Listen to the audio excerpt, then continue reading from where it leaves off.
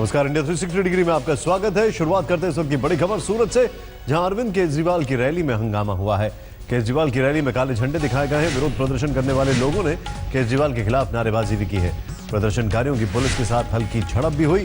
हम आपको बता दें कि केजरीवाल इस वक्त गुजरात के 4 दिन के दौरे पर हैं। कल मेहसाणा में रैली की थी और आज सूरत में उनकी रैली में हंगामा हुआ है।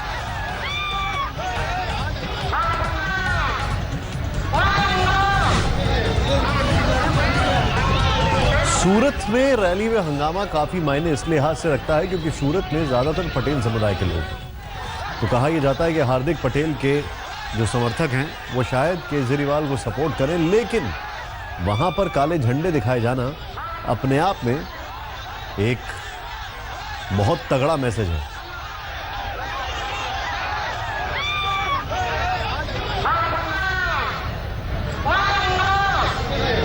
विद्या इस वक्त हमारे साथ है। विद्या, पूरी खबर बताएं। जी, थोड़ी देर पहले ही अरविंद केजरीवाल की रैली यहाँ सूरत में शुरू हुई थी और जैसे ही रैली वो स्टेज पर आके बात करने वाले थे उसी समय कुछ जो लोग थे वो विरोध करना शुरू कर दिए। उनका यही कहना था कि सर्जिकल स्ट्राइक पर जो अरविंद केजरीवाल ने जो बयान दिया था, उन सबूत मांगे थे सर्जिकल स्ट्राइक की, आर्मी पर विश्वास नहीं किया था, उसलिए उसकी वजह से वो अरविंद केजरीवाल का विरोध कर रहे थे। यही चीज हमने ऊंझा में भी देखा था। कल ऊंझा में जब अरविंद केजरीवाल पहुंचे थे तो उमिया माता के मंदिर पर भी विरोध प्रदर्शन हुआ था। इन लोगों का यही कहना है कि वो अरविंद केजरीवाल को सूरत और गुजरात की धरती पर नहीं देखना चाहते और इसी वजह से वो यही चाहते हैं कि अरविंद केजरीवाल चले जाएं।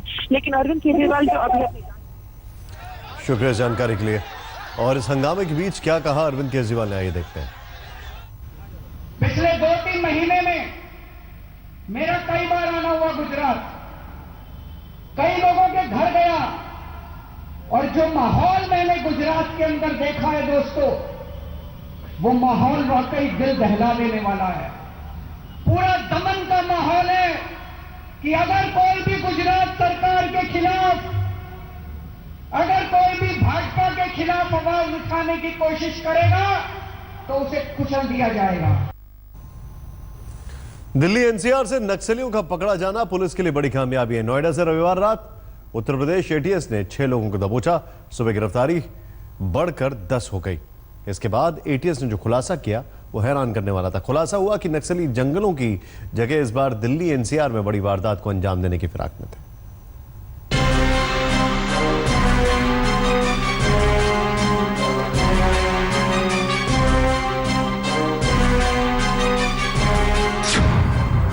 दिल्ली एनसीआर से 9 नक्सली गिरफ्तार। नोएडा में हथियारबंद नक्सली का डेरा।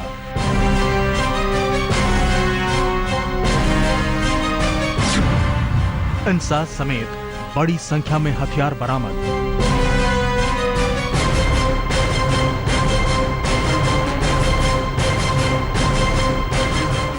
दिल्ली से सटे नोएडा में 9 नक्सलियों की गिरफ्तारी से हड़कंप मच गया। आम लोगों के बीच इनकी मौजूदगी सन्न करने वाली थी। ये कुख्यात नक्सली भीड़ में मिलकर मौके के इंतजार में बड़े कांड की साजिश रच रहे थे। पकड़े गए नक्सली यूपी और बिहार के मोस्ट वांटेड थे, जिनकी काफी वक्त से पुलिस को तलाश थी। सबसे बड़ी बात, इन नक्सलियों के साथ एक बम बनाने वाला एक्सपर्ट भी गिरफ्तार किया गया है। Total number of people 10। 9 लोग नोएडा से बीती रात और अर्ली मॉर्निंग अरेस्ट हुए और एक व्यक्ति सुनील रविदास जो इस पूरे ग्रुप का सरगना है वो अरेस्ट हुआ है चंदौली सैयद राजा थाना क्षेत्र से। पुलिस ने 9 नक्सली नोएडा से पकड़े हैं। वही संगठन का कमांडर रंजीत व्यास चंदौली से गिरफ्तार किया गया है। नक्सलियों की गिरफ्तारी के बाद से दिल्ली में हाई अलर्ट घोषित कर दिया गया है। पुलिस की माने तो नक्सली नोएडा में बैंक लूट, एटीएम लूट, भाड़े पर हत्या और अपहरण कर उगाही करने की साजिश को अंजाम देना चाहते थे। इनका मकसद ज्यादा से ज्यादा रकम लूटने की थी। इनकी तैयारी देखकर अंदाजा लगाया जा सकता है कि ये किसी गहरी साजिश की फिराक में थे। पुलिस के मुताबिक इनके पास से एक INSAS rifle, 2 rifle, 3000 magazine, factory made pistol और भारी मात्रा में डेटोनेटर और दूसरे एक्सप्लोसिव बरामद किए गए। 7 पिस्टल्स हैं नोएडा से, उसके अलावा डेटोनेटर्स हैं, एक्सप्लोजिव्स हैं और सुबह चंदौली से 3 राइफलें बरामद हुई हैं, जिसमें से कि एक किसी आर्म्ड फोर्स की है, उसको हम कनेक्ट करने की कोशिश कर रहे हैं। वो इंसास राइफल है और SLR 3 मैगजीन्स हैं। SLR की राइफल बरामद नहीं हुई है, किंतु 3 मैगजीन्स हैं। गिरफ्तार नक्सलियों में एक झारखंड के लातेहार का कमांडर था। 2012 से वो नोएडा में नाम बदलकर रह रहा था। गिरफ्तार किए गए नक्सलियों में 2 लड़के बम बनाने में भी एक्सपर्ट हैं। इनके शातिरपन का अंदाजा लगाइए कि पुलिस के पहुंचने से पहले आसपास के लोगों को कभी इस घर में रहने वालों पर शक नहीं हुआ। नक्सली बेहद आम जिंदगी जीते थे, लेकिन खुफिया एजेंसियों को इनकी मौजूदगी की भनक लग गई और ये वारदात से पहले दबोच लिए गए। रजत सिंह और राम किंकर के साथ भूपिंदर, नोएडा, आज तक।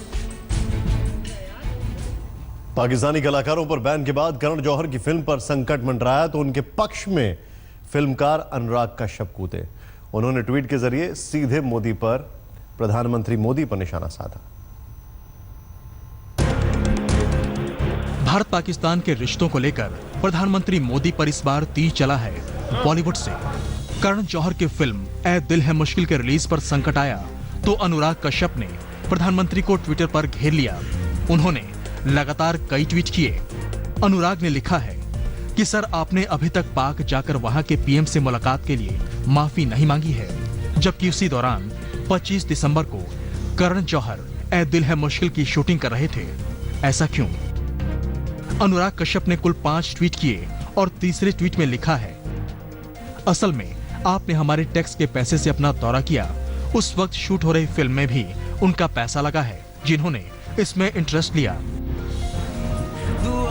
ऐ दिल है मुश्किल फिल्म पर डिस्ट्रीब्यूटर्स के बैन के बाद अनुराग ने मोदी को घेरा तो हंगामा मच गया। लेकिन अनुराग कश्यप, कौन अनुराग कश्यप? जिनकी अभी हाल फिलहाल ज्यादातर फिल्में पिटी हैं और अधिकतर फिल्में गाली के बगैर शुरू नहीं होती हैं। अब उनकी सुननी पड़ेगी। वाराणसी में भगदड़ के बाद सरकार हरकत में दिखी। डीजीपी से लेकर प्रधान सचिव गृह मौके पर पहुंच गए। रविवार देर रात तक 5 अफसर भी नपकाए। वाराणसी सरकार ने आनंद फानन में हेल्प डेस्क भी बना दिया है, लेकिन जमीन पर सच्चाई कुछ और है।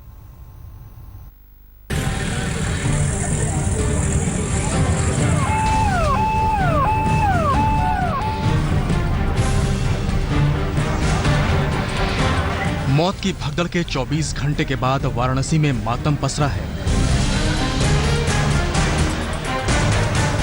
अस्पतालों के बिस्तर पर भगदड़ से घायल हुए मरीज पटे पड़े हैं।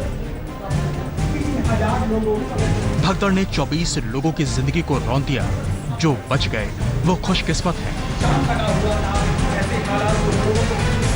वहाँ देखा लोग कि सब भागते रहे और जाम इधर के जाने के नहीं रास्ता मिला। फिर जैसे जाम लगा था उसी जाम में फिर भागने लगे पीछे मुँह।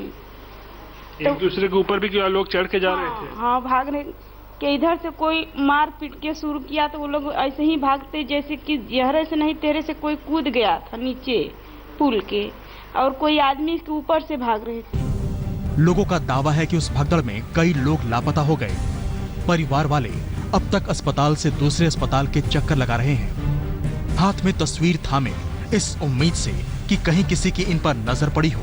हमने उन्हें वाराणसी प्रशासन के हेल्प डेस्क से मदद लेने की बात कही तो जवाब मिला, वहां तैनात अफसर किसी की नहीं सुन रहे। भगदड़ के बाद आप लोग खोज रहे हैं उनको अस्पताल से अस्पताल घूम घूम के? हाँ, अस्पताल खोज रहे, अभी मिले नहीं। भगदड़ में हुआ था, अभी तक मिले नहीं, इनको खोज रहे हैं। जानकारी आपको मिली है प्रशासन से? हेल्पलाइन नंबर पे फोन किया? हाँ, हेल्पलाइन से नंबर मिला है यहाँ रामनगर से, लेकिन यहाँ से उठा नहीं रहे हैं लोग। वहाँ जहाँ मिला रहे हैं चंदौली में। इस हेल्प डेस्क का नंबर है 0542 250 8464। हेल्प डेस्क का मकसद था लोगों को मदद पहुंचाना, उन्हें सही जानकारी देना।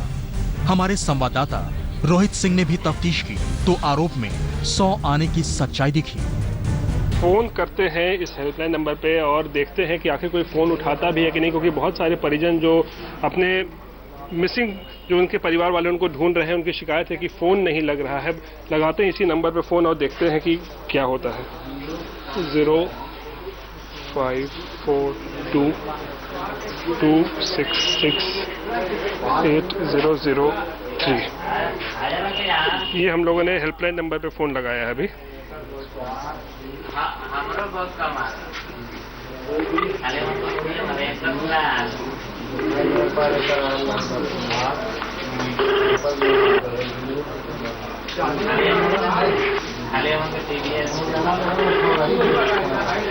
देख सकते हैं पूरी की पूरी घंटी गई इस नंबर पे, जो कि हेल्पलाइन नंबर प्रशासन के द्वारा जो दिया गया है। उसके बावजूद, पूरी घंटी जाने के बावजूद कोई भी जो अधिकारी होगा वहां पे या जो भी ऑफिशियल होंगे वो फोन तक नहीं उठा रहा है। अखिलेश सरकार ने 5 पुलिस अफसरों को लापरवाही के आरोप में सस्पेंड कर दिया है।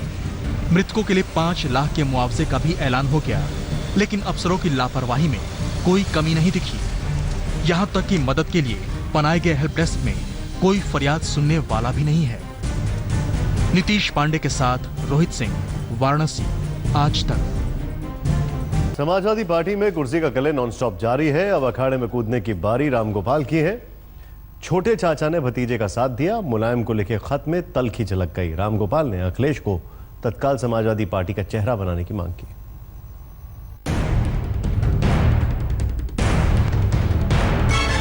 समाजवादी सुप्रीमो मुलायम सिंह कुनबे की कला पर लाख पर्दा डालने की कोशिश करें, पर अब घर का झगड़ा सरेआम है। अखिलेश के लिए एक चाचा ने गड्ढे खोद डाले तो दूसरे चाचा से सहारा मिला। अखिलेश के समर्थन में रामगोपाल ने बड़े भाई पर मुलायम पर सार्वजनिक मंच से अब तक का सबसे तीखा प्रहार किया।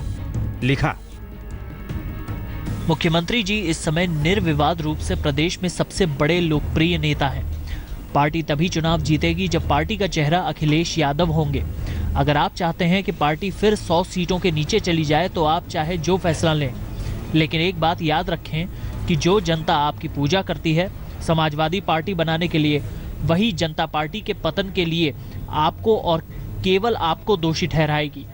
इतिहास बहुत निष्ठुर होता है, ये किसी को बख्शता नहीं।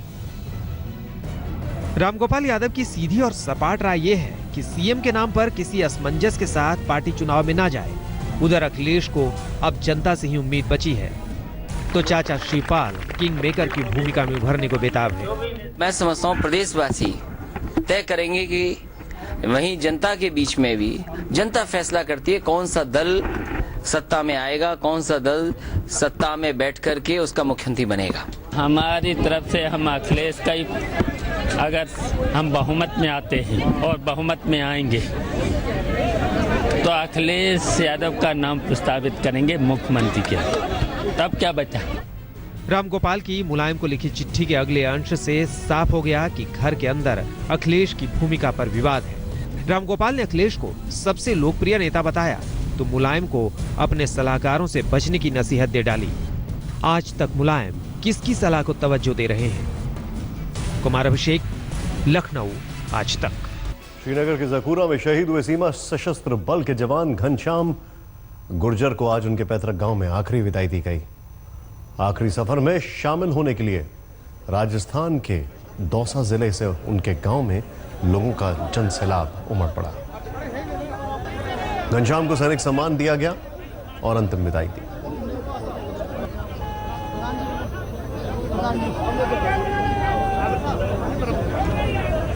वो एक ब्रेक का, आप देखते रहिए आज तक।